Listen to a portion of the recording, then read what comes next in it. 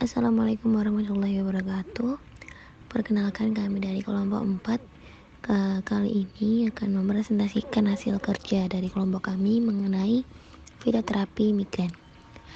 Anggota kelompok kami yang pertama ada Ritis Oktaviana Budiarti, yang kedua ada Laila Nurul Komaria, yang ketiga ada saya sendiri Nihal Qatul Nada, kemudian ada Nur Aini Alwaidah, selanjutnya ada Nurul Afidah. Untuk definisi dan selanjutnya akan dijelaskan oleh teman saya, dipersilahkan. Definisi migren. Migren adalah nyeri kepala berulang dengan serangan berlangsung selama 4-72 jam dengan karakteristik berlokasi unilateral. Nyeri berdenyut atau pulsating, intensitas sedang atau berat, diperberat oleh aktivitas fisik rutin, dan berhubungan dengan mual atau fotofobia serta fonofobia dari Riyadina dan kawan-kawan 2014. Migren merupakan salah satu nyeri kepala primer yang ditandai dengan nyeri kepala berulang dengan intensitas nyeri sedang hingga parah. Biasanya nyeri kepala mempengaruhi satu sisi kepala. Nyerinya berdenyut dan berlangsung dari 2-72 jam menurut WHO 2016. Menurut Ross dan Davis tahun 1993, migren merupakan suatu istilah yang digunakan untuk suatu pola gejala fisik yang berulang, terutama berupa sakit kepala yang mengganggu. Gejala migren bervariasi, penyebabnya, beratnya, dan frekuensinya antara satu orang ke orang yang lain. Klasifikasi.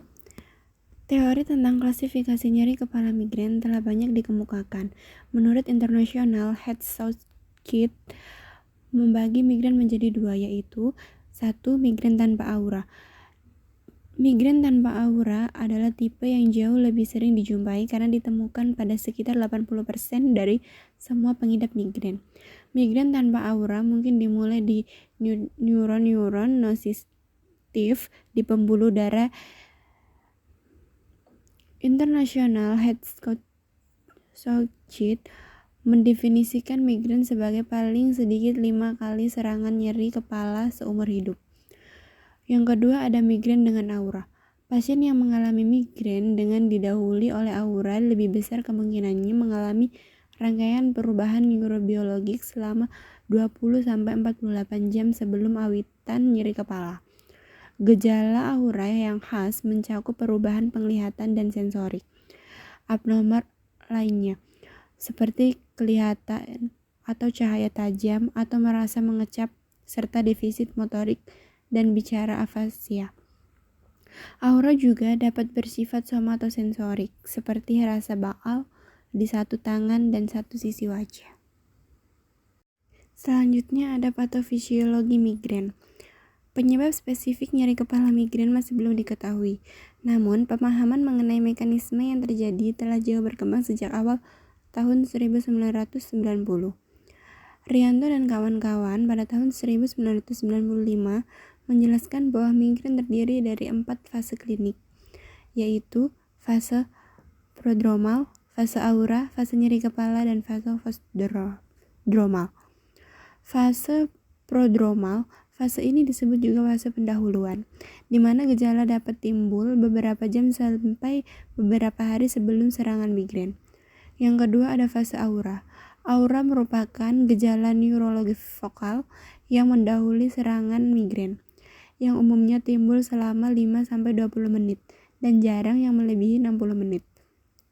Yang ketiga fase nyeri kepala. Fase ini umumnya berlangsung antara 4-72 jam pada orang dewasa dan 2-48 jam pada anak-anak. Nyeri dirasakan pada kedua sisi atau bilateral. Pada 40% kasus, pada 60% kasus, nyeri dirasakan hanya di satu sisi atau unilateral. Dan pada 20% kasus, nyeri selalu dirasakan di bagian yang sama. Yang keempat ada fase postdromal. Fase ini merupakan fase yang berlangsung setelah nyeri kepala mereda.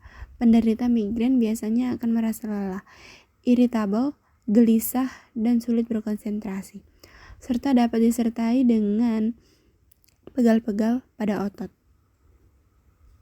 Etiologi. Penderita migren terjadi peningkatan sensitivitas otak yang berlebihan, yaitu peningkatan sensitivitas terhadap cahaya, suara, gerakan, penciuman, atau stimulasi sensorik lainnya selama periode tanpa nyeri. Hipersensitivitas ini dipercayai diinduksi oleh respon konteks dan brainstem, menyebabkan terjadinya habituasi detektif. Migrain dapat dipicu oleh beberapa faktor, yaitu stres emosional, hormon pada perempuan, makanan, cuaca, gangguan tidur, bau-bauan, nyeri leher, cahaya, alkohol, asap rokok, tidur larut malam, panas, olahraga, dan aktivitas sensual. Algoritma terapi A. Spesifik. Terapi spesifik migrain antara lain triptan, ergotamin, dihidroergotamin. Triptan merupakan antagonis reseptor serotonin A5-HTIB dan 5-HTID dan digunakan untuk tata laksanaan migrain akut. Triptan efektif untuk menangani nyeri kepala, gejala gastrointestinal, fotofobia, dan fonofobia. B. Non-spesifik. Terapi migrain non-spesifik dapat digunakan untuk tata laksana migrain intensitas ringan sedang. Obat yang digunakan antara lain NSAID, naproxen, ibuprofen, ketoprofen, diklofenak. Asam asetil salisilat dikombinasi dengan metokloperamid dan parastamol. Kombinasi aspirin, acetaminophen, dan kafein merupakan tata laksana lini pertama yang aktif dan bebas dari kontraindikasi vaskular seperti triptan. Aspirin dikombinasi dengan metokloperamid dapat membantu meningkatkan gejala gastrointestinal. C. Tata laksana preventif. Terapi preventif migrain antara lain obat-obatan seperti beta blocker, antikonvulsan, antidepresan, dan modulator kanal kalsium terbukti efektif untuk mencegah terjadinya migrain. D. Non-farmakologis. Penata laksanaan non-farmakologis seperti olahraga dapat meningkatkan kadar endorfin dan menurunkan durasi serta frekuensi nyeri kepala. Penderita migrain disarankan untuk mengonsumsi makanan secara rutin, karena penderita cenderung mengalami migrain setelah berpuasa. Melakukan kognitif behaviora terapi, mindfulness, biofeedback, dan teknik relaksasi dapat dipelajari untuk menangani stres pada migrain. Mekanisme kerja. Golongan obat ergot. Nama obat ergotamin. Mekanisme merangsang reseptor alfa ke pembuluh vasokonstriksi dengan tonus vaskular rendah. Vasodilatasi pembuluh darah hipertonik pada dosis yang lebih tinggi bersaing untuk reseptor alfa untuk memblokirnya. Golongan obat NSAID. Nama obat ibuprofen. Mekanisme menghambat sintesis prostaglandin dalam jaringan tubuh dengan menghambat setidaknya 2 isoenzim siklooksidinase. Golongan obat selektif A5T1 agonis atau triptan. Nama obat almotriptan. Mekanisme bekerja pada reseptor AHT atau serotonin 1B atau 1D. Oleh karena itu kadang disebut agonis reseptor 5HT 1B atau 1ID agonis 5HT1 untuk mengatasi migrain. Golongan obat antidepresan. Nama obat TCA. Mekanisme menghambat pengambilan kembali amin biogenik seperti serotonin dan dopamin dalam otak. Golongan obat antikonvulsan. Nama obat gabapentin. Mekanisme analog GABA secara struktural terkait dengan neurotransmitter GABA tetapi tidak memiliki efek pada pengikatan, penyerapan atau degradasi GABA. Kehadiran pengikat gabapentin di seluruh otak.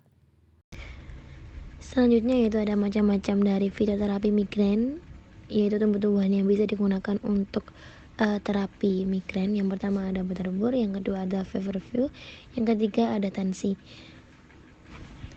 Untuk fitoterapi yang pertama yaitu tumbuhan berterbar atau Petacites hybrids memiliki deskripsi. Tumbuhan ini terbagi menjadi bunga jantan dan juga bunga betina, yang mana di Inggris bunga jantan itu tersebar luas sedangkan bunga betinanya memiliki distribusi yang terbatas.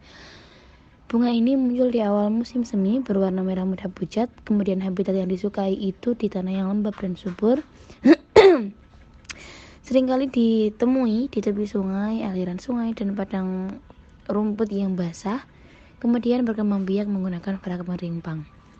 Taksonomi tumbuhan ini yaitu dari Kingdom Plantae, divisi Thrasophites, famili Asteraceae, genus Petacites, dan spesies Petacites hybrids. Kemudian untuk kandungan fitokimia dari butterbar memiliki dua kandungan fitokimia yaitu sesquiterpen dan minyak volatil dan alkaloid pyrrolizidin. Untuk sesquiterpen meliputi isopetasin, oksapetasin, dan juga petasin. Untuk minyak volatil dan alkaloid pyrrolizidin meliputi senesionin dan integrimin. Ini dikutip dari ENS 2010. Kemudian selanjutnya mekanisme aksinya dari butterbar.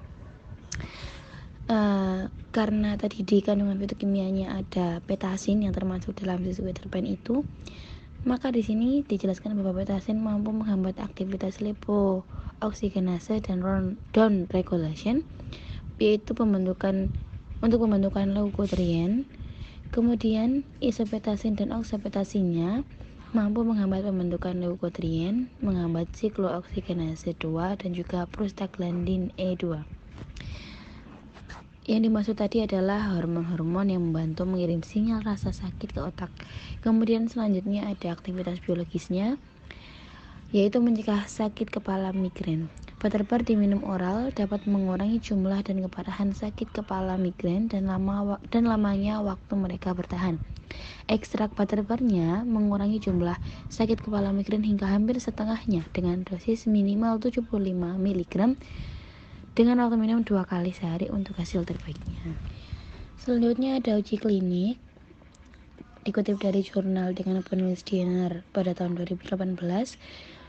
Dikemukakan bahwa 2 kapsul dengan cara minum 2 kali sehari dari ekstrak 25 mg tumbuhan ini pada bagian akarnya dengan merek Petadolex, ini merek dari Jerman, buatan Jerman, diberikan pada orang dewasa dan dalam satu uji coba terbuka pada anak-anak dengan total 397 pasien selama 12 minggu, terbukti mencegah jumlah, intensitas, dan durasi serangan migrain dan gejala lain dari migrain itu. Kemudian selanjutnya ada uji praklinik. Dalam sebuah publikasi jurnal dikemukakan ada 3 ekstrak butterbar dari Petacites hybrid dengan jumlah petasin yang berbeda dianalisis secara in vitro dalam kultur primer hepatosit tikus. Salah satu ekstraknya adalah ekstrak akarnya yang tersedia secara komersial, yaitu Petadolex tadi, yang mengandung sekitar 15% petasin. Kemudian 2 ekstrak lainnya, yang kedua itu mengandung petasin 37% dan yang ketiga hanya sejumlah kecil dari petasin. Ketiga ekstrak ini tidak berpengaruh pada viabilitas sel, kerusakan sel sitotoksik atau perubahan kadar AST dan ALT pada hepatosit tikus. Selanjutnya, produk yang berisi tumbuhan ini, Butterbar Petacites hybrids, yaitu bisa dilihat di PPT, ada 2 suplemen. Terima kasih. Selanjutnya akan dilanjutkan oleh teman saya. 2 yaitu Fevorfeu atau Tanacentum parthenium. Fevorfeu merupakan tanaman obat tradisional yang digunakan untuk pengobatan demam, sakit kepala migrain, reumatoid, artritis, sakit perut, sakit gigi, gigitan serangga, serta masalah haid dan persalinan saat melahirkan. Fevorfeu juga telah digunakan untuk psoriasis, alergi, asma, tinnitus, pusing, mual, dan muntah.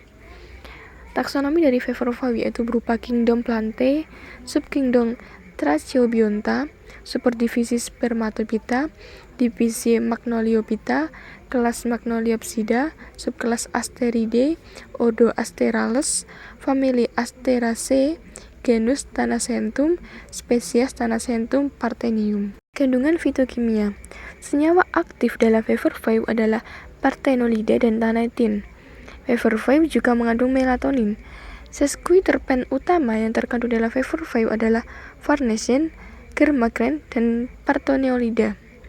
Konstituen fever 5 adalah minyak volatil, di mana mengandung pinenan dan berupa turunan pinene, bornilacetat dan angilat, asam kostat, B-farnesin, dan ester spiroketanlenol. Konstituen lain termasuk minyak esensial, glikosida flavonoid, turunan pinene, dan asam kostik. Mekanisme aksi. Komponen aktif dari fever 5 adalah panthenolida, di mana panthenolida dapat menghambat sintesis prostaglandin, menurunkan spasme otot polos, pembuluh darah, dan penyumbatan sekresi granula trombosit. Aktivitas biologis. Aktivitas biologis yang paling utama dari fever 5 adalah panthenolida. Panthenolida memiliki berbagai aktivitas biologis in vitro, termasuk menghambat protein HDC1 tanpa mempengaruhi HDAC kelas 1 atau 2, modulasi respon inflamasi, menginduksi apotesis pada sel, mikrotubulus yang mengganggu aktivitas, agonis dari adiponektin reseptor 2, dan juga pengambilan thioredoxin reduktase pada mamalia. Kemudian pada data kliniknya, yaitu dilaporkan pada majalah kesehatan Inggris pencegahan menyangkut seorang pasien yang menderita migrain parah sejak usia 16 tahun, di mana pada usia 68 tahun dia mulai menggunakan 3 lembar daun fever 5 setiap hari, dan setelah 10 bulan sakit kepalanya hilang sama sekali. Dan juga terdapat sebuah penelitian pada 8 pasien yang diobati dengan fever 5 dan 9 pasien dengan kontrol placebo menemukan bahwa lebih sedikit pasien yang sakit kepala dilaporkan menggunakan fever 5 hingga 6 bulan pengobatan, dan itu adalah contoh produk dari fever 5. Selanjutnya yaitu tansy atau Tanacetum vulgar. Deskripsi: tansy adalah tanaman herbal berbunga dengan daun majemuk yang terbagi halus dan bunga kuning seperti kancing, dan memiliki batang yang kokoh, agak kemerahan, tegak, biasanya halus, tinggi sekitar 50-150 cm atau 20-59 inci, dan bercabang di dekat bagian atas. Selama bertahun-tahun, tansy telah digunakan sebagai ramuan obat meskipun beracun. Berbagai spesies Tanacetum digunakan secara etnomedis untuk mengobati migrain dan neuralgia. Taksonomi tansy sendiri yaitu Kingdom Plantae, Orde Asterales, famili Asteraceae, genus Tanacetum, spesies Tanacetum vulgar. Kandungan fitokimia. Tansy mengandung senyawa minyak atsiri, tanin, alkaloid, flavonoid, sesquiterpen, dan kumarin. Akar, daun, dan bunga dari 2 spesies yang paling sinol dan kampar yang dominan. Banyak ditemukan pada tanaman Tanacetum vulgar kaya akan sesquiterpen lakton seperti parthenolid, tanacetin, dan tanacetol, dan mengandung tanin dan flavonoid, menurut Bruni A. Nicoletti M. 2003. Mekanisme dan aktivitas biologis tansy sendiri yaitu ekstrak kasar dari Tanacetum vulgar menghambat sekresi 5-HT dan agregasi trombosit yang diinduksi oleh berbagai agen perangsang trombosit, penghambatan fungsi trombosit darah manusia, dan kemungkinan relevansinya dengan profilaksis migrain. Untuk uji klinik tansy yaitu sudah banyak studi yang melaporkan bahwa aktivitas anti-HSV1 in vitro dari Tanacetum vulgar ekstrak dan parthenolid senyawa murni diisolasi dari bagian udara tanaman obat ini. Berbagai efek biologis telah dijelaskan untuk sesquiterpen lakton parthenolid seperti sitotoksisitas, antitumorigenitas, penghambat agregasi trombosit darah manusia, dan aktivitas antimigran serta aktivitas antivirus.